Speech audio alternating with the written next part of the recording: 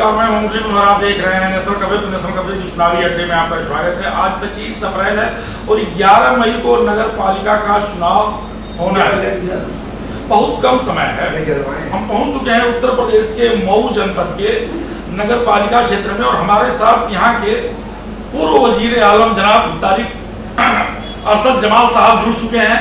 और आप 2 बार यहाँ लगातार जो है चेयरमैन रहे हैं।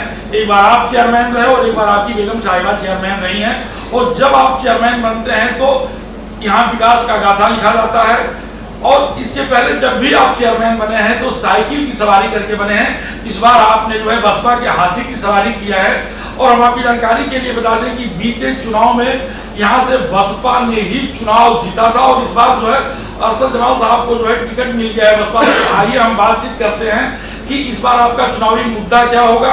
अगर आप चुनाव जीतते हैं तो 3 बड़े कार्य आप क्या करेंगे। और नगर क्षेत्र का जो सबसे बड़ी समस्या है वह पार्किंग को लेकर के है। वह चाहे फाटक से लेकर के आजमगढ़ तिराहे का मामला हो, चाहे गाजीपुर तिराहे से लेकर के जो है भीटी तक का मामला हो, पार्किंग की कोई व्यवस्था नहीं है। बेतरतीब गाड़ियां खड़ी होती हैं, कभी पुलिस चालान करती है, कभी दुकानदार जो है वाहनों को खड़ा करने वाले लोगों को परेशान करने का काम करते हैं। तो इन तमाम बिंदुओं पर चर्चा करने के लिए हमारे साथ जनाब अरशद जमाल साहब जुड़ चुके हैं। आइए हम आपसे बातचीत करते हैं। सबसे पहले तो आपको ईद का मुबारकबाद। बसपा ने आपको टिकट दिया, इसके लिए मुबारकबाद। जी, बहुत शुक्रिया आपका। आपको क्या लगता है कि आप इस बार कैसे चुनाव लड़ रहे हैं और कैसे चुनाव जीत पाएंगे? देखिए, चुनाव तो लड़ रहे हैं बहुजन समाज पार्टी से जी। और कैसे चुनाव जीत पाएंगे वो जिताने का काम जनता को करना है जी। लेकिन ये हमारा जो पिछले 10 सालों का कार्यकाल रहा है जी। हमारी वही सबसे बड़ी पूंजी है। और जनता को इस बात का विश्वास है कि अरशद जमाल अगर चुनाव जीतते हैं तो बिना भेदभाव के काम करते हैं जी। और कभी वो नजरों से नहीं देखते। तो वो हमारा सबसे मजबूत आधार है। जो कुछ हमने पिछले 2 कार्यकाल में या कम से कम 20-25 सालों से जो राजनीति में हम बहुत सक्रिय हैं यहाँ, तो उसमें जो हमारी भूमिका रही है किसी भी मामले में लेकर कमजोर, मजलूम, जरूरतमंद हर प्रकार से मदद करना, तो वो हमारा आधार है चुनाव। और काफी पार्टी के सिंबल हमारे पास है जी। और पिछले चुनाव में ही बहुजन समाज पार्टी ने इस चुनाव को 24,000 मतों से जीता था। 25,074 वो एक बड़ा जनाधार ऑलरेडी बहुजन समाज पार्टी का भी हमारे पास मौजूद है। लेकिन हमें सभी दल के लोग हमारे साथ चलते हैं। जब आप चेयरमैन थे जी, तो आप कोई बड़ा 3 कार्य बताइए जो आपने जनता के लिए किया। देखिए, बुनकर बाहुल में हमारा इलाका है और मैं 2000 में चेयरमैन था और उसके बाद 2005 उसके आसपास में समाजवादी पार्टी की सरकार थी तो बुनकरों को फ्लैट रेट का मासूम बनवाया, जिससे बुनकरों को सस्ती बिजली मिलने लगे और तब से बुनकरों के लिए बहुत राहत की बात हुई। इसके अलावा डेमुनिया घाट का पुल हमने जान चाहिए वो मिलेगा तो बनाया गया जी।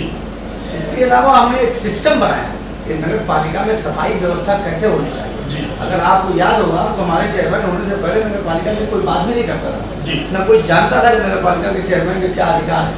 हमने अपने नगर पालिका चेयरमैन के अधिकार और दायित्व दोनों को बताया और बताया कि चेयरमैन अगर करना चाहे तो कुछ भी कर सकता है और कोई भी सरकार हो, कोई फर्क नहीं पड़ता। मेरे रिजीम में सपा की सरकार आई, बसपा की सरकार आई, भाजपा की सरकार आई, तीनों सरकार आई, मगर किसी भी सरकार में भी मुझे फंड ले आने में किसी प्रकार की कोशिश करती है क्योंकि मैं जानता हूँ कि सरकार से पैसा कैसे मिलता है।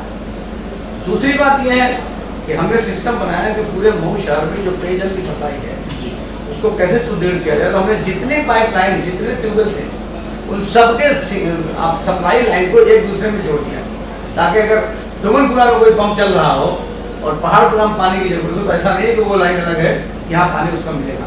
अगर कहीं का पंप खराब हो जाता है ऐसा नहीं कुछ इलाके को पानी न मिले। ये हमने सिस्टम बनाया। बहुत मोहल्लों में जल जमाव होता था, 1-2 मोहल्ले नहीं, जैसे मुंशीपुरा हो गया, आपके इधर कल्याण सागर हो गया, इधर गुलाबीपुरा हो गया, नाथपुरा हो गया, बड़े पैमाने पे जल जमाव होता था। आजादपुरा हो गया, छतरपुरा हो गया। तो इस जल जमाव को से बचने के लिए हमने नालों का जाल बिछा दिया और यहाँ से लेकर नदी तक और इधर ऐसे ही नदी तक नाले बनाकर हम ले गए और ताकि जल जमाव की व्यवस्था न हो बारिश के दिनों में। पेयजल की व्यवस्था कराई, जल निकासी की व्यवस्था कराई।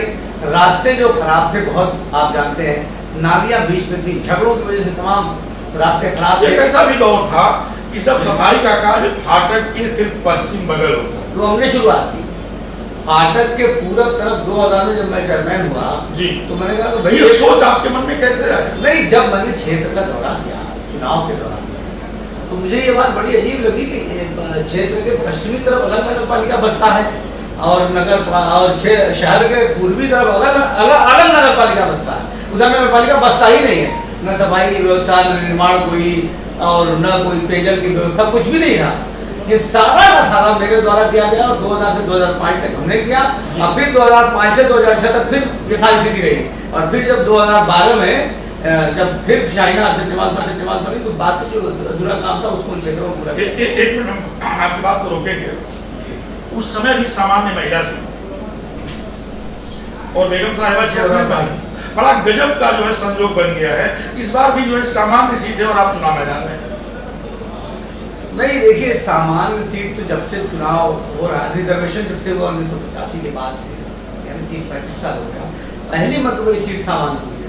सामान्य महिला एक बार रही है बीच में, मगर सामान्य पुरुष जो है कभी नहीं रही, पहली मरतबा। मैंने वही कहा कि सामान्य महिला की और अब फिर सामान्य पुरुष होने में 35 साल का वक्त लगेगा, 35 साल बाद ही दोबारा सामान्य पुरुष जी। तो अब फिर भी बीजेपी ने एक दलित को दिया, हमने दलित कार्ड खेला नहीं, हमने दलित को टिकट दिया उन्होंने, तो मुझे तो खुशी है कि दलित भाई को टिकट दिया। अच्छा क्या उन्होंने दलित को टिकट दिया, ये तो बढ़िया काम किया। आपको क्या, मगर अब जो सामान्य वर्ग के लोग हैं, आपको क्या लगता है कि दलित जो है, नहीं मैं तो खुश हूँ, एक दलित वर्ग के हमारे साथी को उन्होंने टिकट दिया, आगे बढ़ाने का प्रयास किया।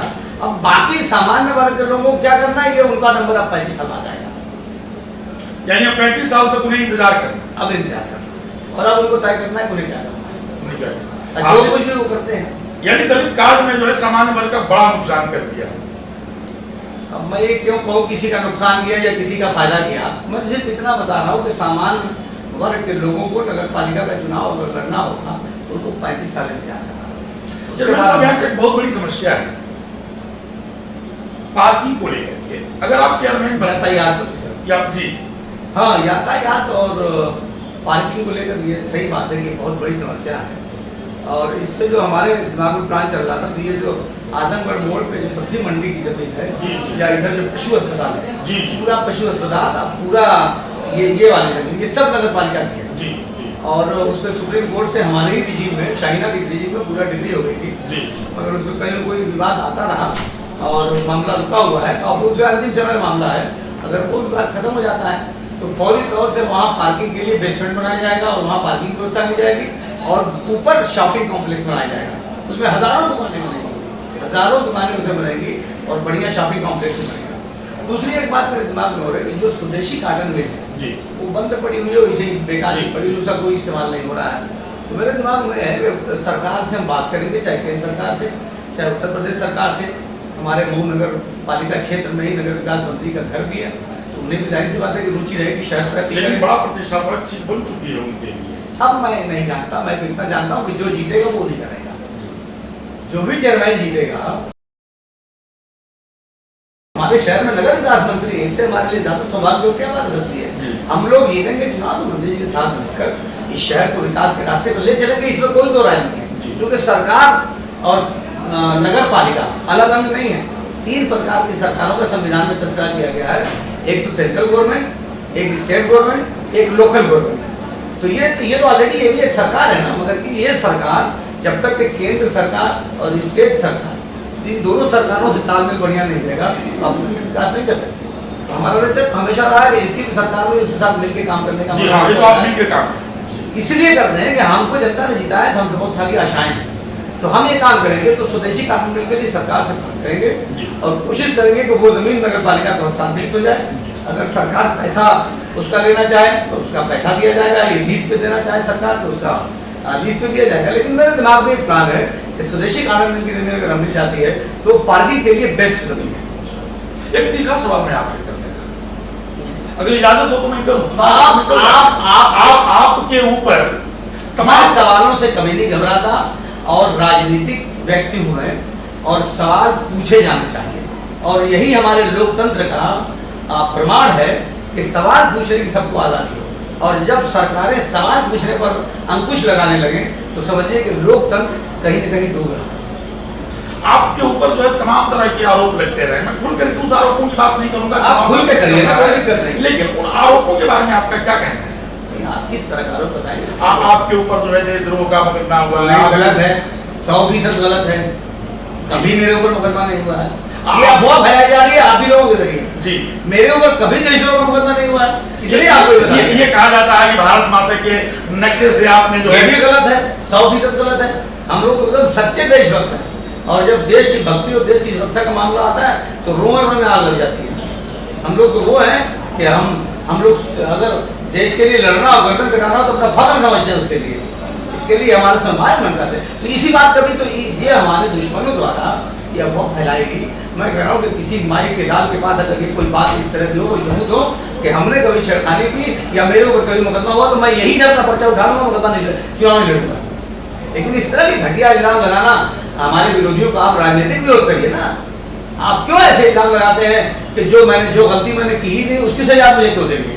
तो आप सुन रहे थे अफसर जमाल साहब को, आपने बड़े विभाग टिप्पणी करते हुए कहा कि भारत माता के नक्शे से जम्मू कश्मीर का हटा देना या मेरे ऊपर किसी तरह का कोई राजद्रोह का मुकदमा दर्ज नहीं हुआ है। अगर विरोधी उसको साबित कर देते हैं तो मैं अपना पर्चा वापस कर लूंगा, मैं चुनाव नहीं लड़ूंगा, मैं राजनीति में नहीं जाऊंगा। मैंने कभी भी ऐसा जो है कोई हरकत नहीं किया, ये विरोधियों के द्वारा फैलाया गया एक अफवाह है। आज बड़े साफ शब्दों में आपने खंडन किया। आपने ये भी कहा कि चेयरमैन बनने के बाद सबसे पहले जो है मेरा काम होगा पार्किंग को लेकर के, जो यातायात के पार्किंग की समस्या है उसको जो है पूरा करने का काम करेंगे, नगर क्षेत्र में विकास करने का काम करेंगे। मुरली मनोहर के साथ में खास रिपोर्ट बने रही है, मेरे साथ और देखते रहिए। धन्यवाद।